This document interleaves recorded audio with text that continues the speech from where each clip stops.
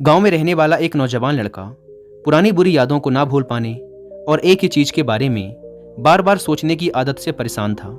अगर उसे कोई कुछ कह देता या फिर उसके साथ कुछ थोड़ा सा भी गलत हो जाता तो वो बस उसी एक घटना के बारे में पूरे दिन सोचता रहता। वही बात उसके दिमाग में हर समय घूमती रहती। फिर वो या तो अपने साथ हुई किसी बुरी घटना के लिए अपनी किस्मत और भगवान को कोसता रहता या फिर अपने मन में उस इंसान से बदला लेने के ख्याली पुलाव बनाता रहता जिसने उसे कुछ कह दिया था या उसके साथ कुछ गलत किया था।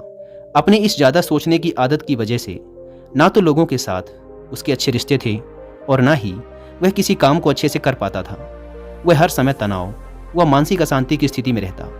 उसकी ऐसी हालत को देखकर उसके एक मित्र ने उसे सलाह दी कि यहाँ पास के ही एक बौद्ध मठ में एक जैन मास्टर रहते हैं, तुम उनके पास जाओ, वो तुम्हारी इस मानसिक समस्या का कोई ना कोई समाधान अवश्य बता देंगे। वह नौजवान लड़का जैन मास्टर के पास जाता है और अपनी समस्या उन्हें बताता है कि कैसे वो एक ही घटना के बारे में बार बार सोचता रहता है और पुरानी बुरी बातों व यादों को भूल नहीं पाता।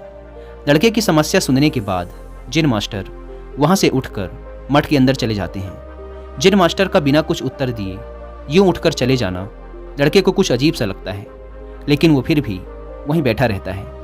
थोड़ी देर बाद वह देखता है कि जैन मास्टर मिट्टी की गिलास में पानी भरकर उसकी तरफ चले आ रहे हैं। जैन मास्टर लड़के के पास आकर खड़े हो जाते हैं तो लड़का भी उनके सामने खड़ा हो जाता है।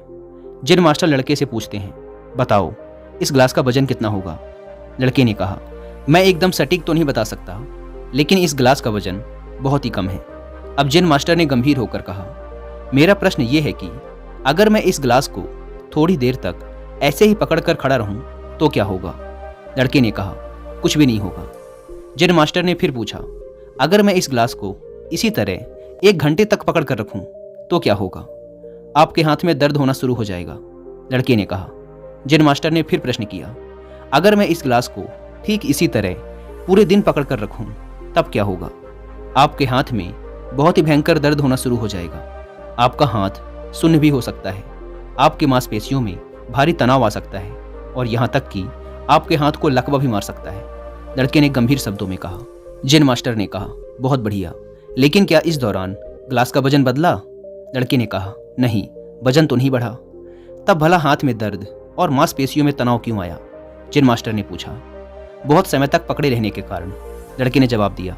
जैन मास्टर ने फिर प्रश्न किया, अब इस दर्द से छुटकारा पाने के लिए मैं क्या करूं? गिलास को नीचे रख दीजिए। लड़के ने कहा।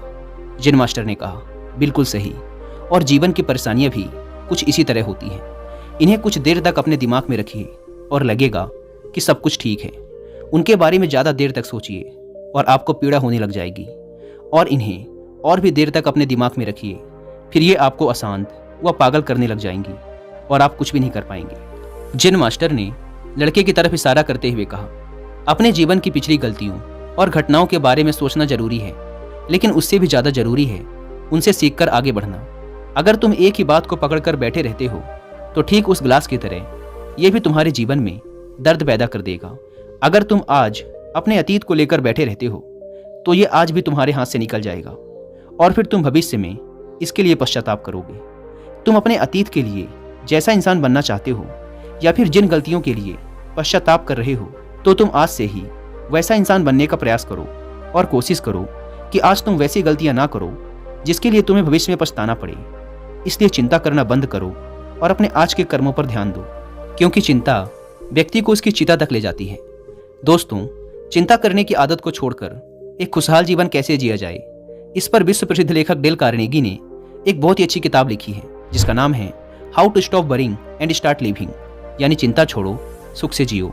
अब तक 10 मिलियन से ज़्यादा लोग इस किताब को पढ़ चुके हैं, और अगर आपके पास इसे पढ़ने का टाइम नहीं है तो आप हिंदी में इस पूरी किताब को सुन भी सकते हैं कुकू एफएम ऐप पर। इस किताब में चिंता करने की आदत से छुटकारा पाने के कई सारे तरीके बताए गए हैं।